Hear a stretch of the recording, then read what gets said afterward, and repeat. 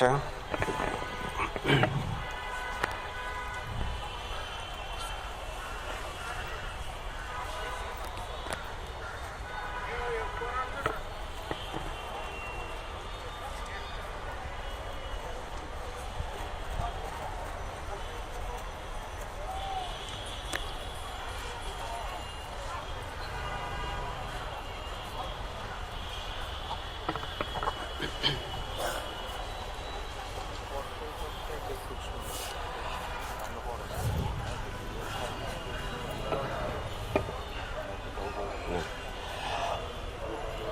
আমি ঘোষণাপত্র পাঠ করছি। আমাদের জাতীয় কবিতা উৎসব 2026-এর ঘোষণাপত্র।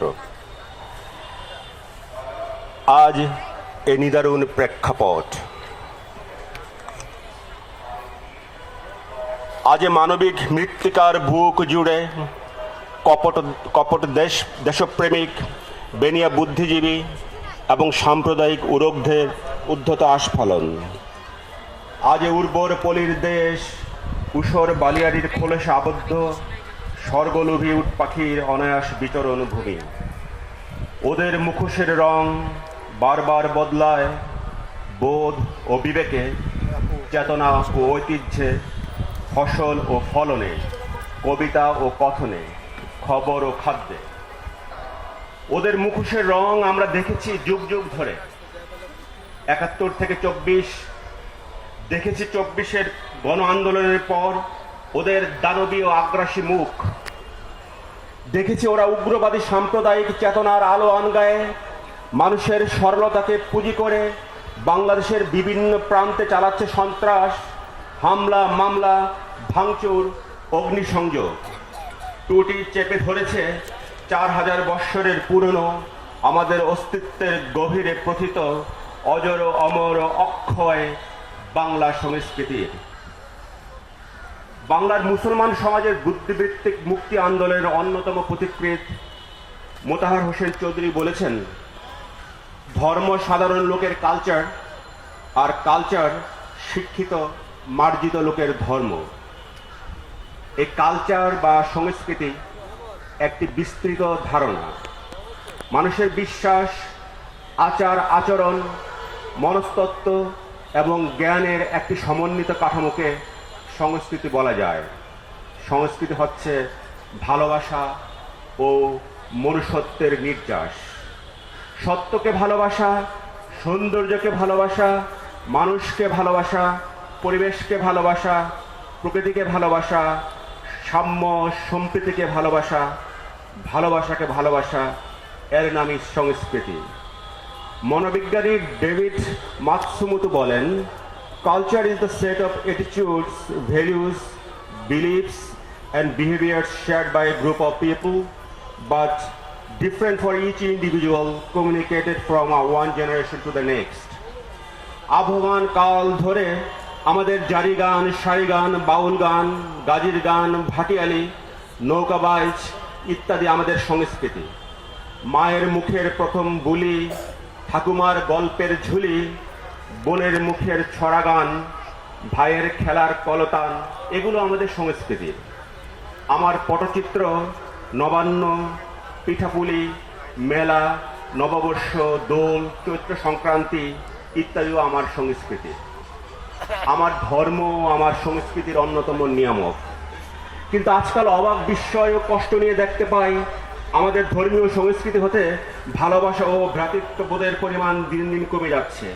বাড়ছে মৌলবাদিতার আগ্রাসন।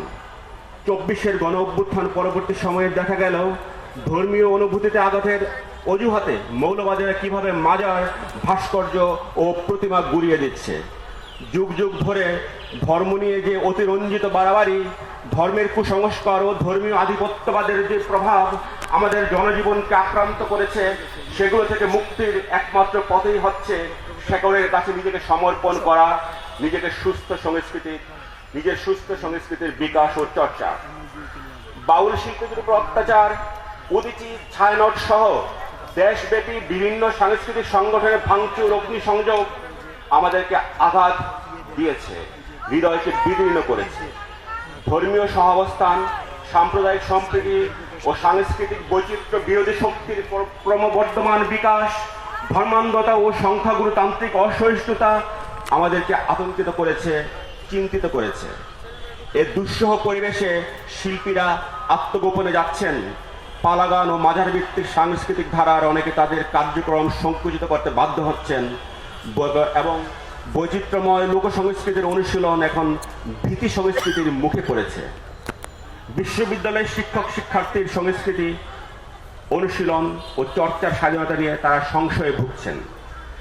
আজ কবিদের উপর, বাউল, লালন, লোকসঙ্গীত শিল্পীদের উপর আঘাত করে সমাজের বৈচিত্র্য, সাম্য ও মানবতাবাদী সংস্কৃতিকে ধ্বংসের চেষ্টা চলছে। উগ্রবাদী গোষ্ঠী যেন সাংস্কৃতিক বৈচিত্র্য ও মানবতাবাদী চেতনাকে নিশানা করে যুদ্ধ ঘোষণা করেছে। এই সাংস্কৃতিক আগ্রাসনের বিরুদ্ধে আমাদের রুখে দাঁড়াতে হবে। আমরা আহত, আমরা আশাহত, আমরা মর্মাহত। আমরা ধৈর্য ধরেছি, অপেক্ষা করেছি, কিন্তু দিন শেষে থামেনি ওরা। জাগেনি মানবতা, উচ্চকিত হয়নি সাম্য সম্প্রীতি, প্রশমিত হয়নি উগ্রবাদ। কিন্তু আমাদের ধৈর্য আমাদের দুর্বলতা নয়। শেকড়ের টানে নিজের পূর্বপুরুষের সংস্কৃতিকে রক্ষা করতে দ্রোহের উত্তাল অগ্নিকুণ্ড বুকে নিয়ে এখন সময় এসেছে প্রতিবাদের, সময় এসেছে প্রতিরোধের। তাই আসুন আমরা সবাই ঐক্যবদ্ধ হই, বুকের ভিতর দ্রোহের আগ্নেয়গিরির গনগনে লাভা ঘৃণিত উগ্রবাদের মুখে উগরে দিয়ে উদাত্ত কণ্ঠে গর্জন তুলি। আমরা আঘাত আর সইব না, সইব না। কলম আমাদের থামবে না, থামবে না। আমরা নিশ্চুপ রইব না, রইব না। কণ্ঠ আমাদের থামবে না, থামবে না। হাতে হাত রেখে মাটির গন্ধ মেখে দিয়ে যাব ঐক্যের বারতা। সংস্কৃতি বিরোধী আস্ফালন রুখে দিবে কবিতা, রুখে দিবে কবিতা। ধন্যবাদ।